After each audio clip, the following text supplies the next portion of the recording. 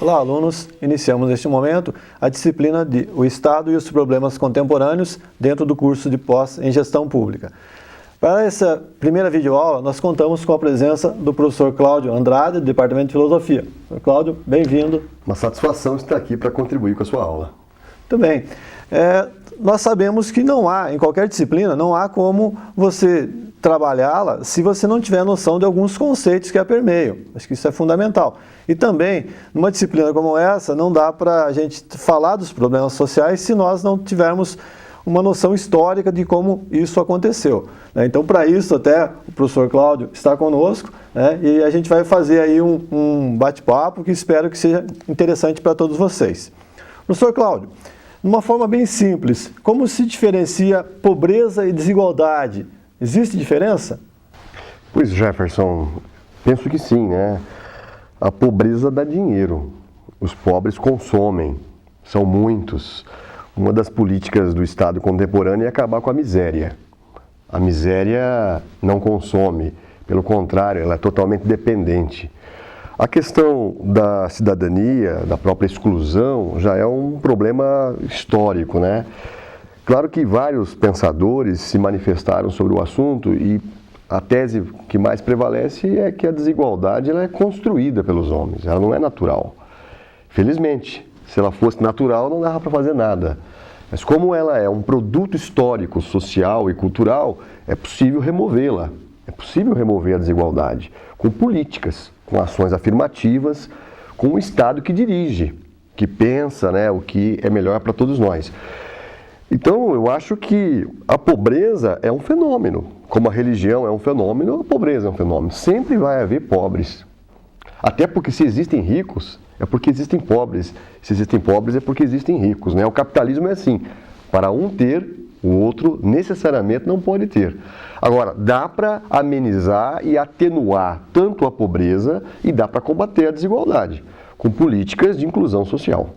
Isso para que a gente possa ter realmente o que a gente chama de cidadania. Quer dizer, não é só você ter o que comer, você ter o que beber, o que vestir, mas você também ter condições de se considerar uma pessoa no seu sentido mais pleno. Seria isso? Com dignidade, né? Eu acho que a expressão dignidade é que eu não dependa de ninguém, que eu seja autossustentável. É o sonho de consumo de todo cidadão. Historicamente, Jefferson, o Estado, via de regra, é ele que concedeu a cidadania para as pessoas. Isso é perigoso. O Estado como tutor, como pai, como paternalismo, patriarcalismo. Claro que o desejo das ciências humanas, das ciências sociais aplicadas, é que o cidadão conquiste os seus direitos, né? E que, uma vez conquistados, sejam mantidos e consolidados e até ampliados. Quando você recebe os direitos, como é o caso do Brasil, o governo Vargas e outros governos, ele está dando, não é de graça, né? Existe uma barganha, né? A obediência, a submissão, a resignação, enfim. É um pouco complicado falar isso aí, mas é nosso papel de professores esclarecer esse procedimento, né? Então, nós teríamos mais ou menos uma situação assim, quer dizer, se nós lembrarmos do tempo dos senhores feudais, que eles davam tudo, né, em troca da dependência. Nós chamamos isso hoje, o José Murilo de Carvalho, é um historiador de porte, professor da Universidade Federal de Minas Gerais, ele usa a expressão estadania. Essa cidadania dada, ele chama de estadania, certo? Claro que existem várias tipologias de cidadania, né? Ele mesmo discorre sobre elas. Cidadania ativa, né? Cidadania cívica, cidadania paroquial, que é aquela de manter, né? De ficar dependente, né? E ele defende a possibilidade da verdadeira autonomia, né?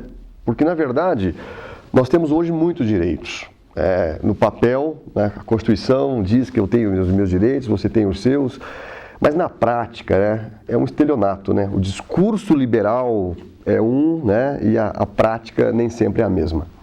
Em termos mundiais, qual que seria assim, um marco, digamos, nesse processo? Se a gente for dos extremos, né, dos tempos dos senhores feudais, a idade de hoje, qual seria um marco importante para a gente Dá para fazer uma rápida retrospectiva, por exemplo, na crise de 29, né, onde o Estado americano era muito liberal, tudo era permitido, cada um fazia o que queria, e gerou-se uma crise sem precedentes, e daí um presidente americano, né, Franklin Roosevelt, resolveu criar um programa de governo. Foi o primeiro programa de governo, de fato, né, uma intervenção chamada New Deal. E o que ele queria com essa postura, né? Ele se inspirou num autor que você conhece muito bem, John Keynes, que as pessoas precisam ter renda, que as pessoas precisam ser dirigidas pelo Estado, né? Um Estado que intervém.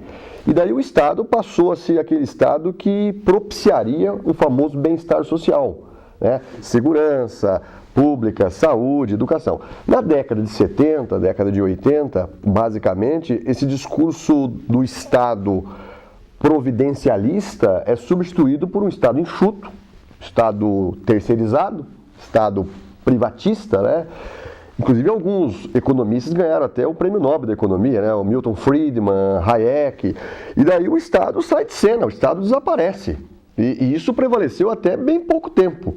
Felizmente, de forma otimista, nós estamos vendo gradativamente uma coisa interessantíssima, Jefferson e caros alunos, o retorno do Estado. O retorno do Estado. O Estado volta a ter um papel importante. Sobretudo em países europeus, o Estado volta a falar de um assunto que virou coqueluche hoje, políticas públicas. O Estatuto do Idoso, políticas para minorias, políticas para mulheres, para gênero, no caso, para aumentar a renda, para incluir a pessoa. A palavra mais forte hoje na Europa é inclusão, incluir as pessoas que até então, por conta desse posicionamento de um Estado muito privatista, não existia. Agora sim, a gente vê, é gradativo, é um processo. O Brasil entrou nessa, América do Sul também, Então, seria mais ou menos como se, em determinado momento da história, o Estado ele assumisse tudo para tentar colocar a casa em ordem, só que aos poucos, isso falando mais de países com um nível de desenvolvimento um pouco maior, ele fosse saindo, só que essa saída ele meio que abandonou totalmente. Agora ele vê que em algumas áreas ele precisaria ter se mantido. É mais ou menos isso? Exatamente, Nós tivemos até no nosso governo brasileiro um ministério chamado Ministério da Desestatização. Você se lembra disso, Várias empresas públicas foram privatizadas, vários bancos públicos foram privatizados. Chegou-se a falar que a educação seria privatizada, Nós ficamos todos assustados. A previdência, privada, segurança privada, Agora, há algumas coisas que o Estado precisa... O que é o Estado? Qual que é o conceito etimológico de Estado? Uma coisa firme, coisa sólida. Nós precisamos ter uma bússola, Algo que nos diz vamos pensar na casa coletiva, na casa de todos. Aquele pai que está ali quando você precisa. Exatamente, eu acho que isso é fundamental.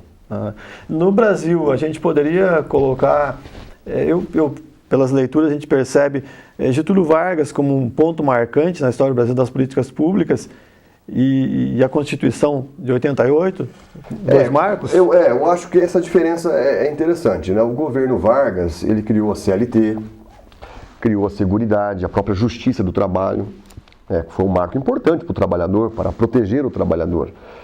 O ponto, talvez, negativo do governo Vargas foi essa ideia de concessão, de dar querendo algo em troca. Já a Constituição chamada cidadã, nos áureos tempos da década de 80, permitiu a participação da sociedade civil organizada. Nós tivemos avanços significativos, seguro-desemprego, política indigenista, sai o conceito de masculino e feminino, entra o conceito de gênero, a política ambiental, direitos até dos animais, Enfim, houve um avanço a custo de muita discussão, o famoso período de redemocratização, de abertura, e nós conseguimos manter muitos direitos interessantes, tanto que hoje nós conhecemos a nossa era como a era dos direitos, isso foi muito importante.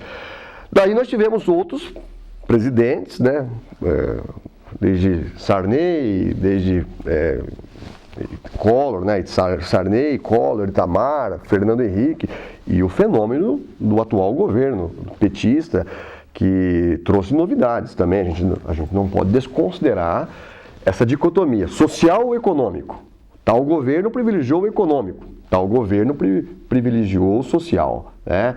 Todos os extremos são perigosos, nós sabemos disso. O social depende do econômico e o econômico depende do social. Mas é que houve algumas prioridades nesse ou naquele governo. Muito bem. Bom, nosso tempo, infelizmente, é curto, a gente poderia ficar mais tempo aqui, mas acho que é até interessante para que a gente deixe aí um pouco para a reflexão dos alunos. Eu agradeço a sua presença com a gente, né? Estou sempre à disposição. Muito bem. Bom, alunos, nós tivemos aqui uma pequena noção, muito mais para chamá-los à reflexão. Agora vocês têm as unidades, as atividades a serem desenvolvidas no Moodle e a gente até a próxima aula.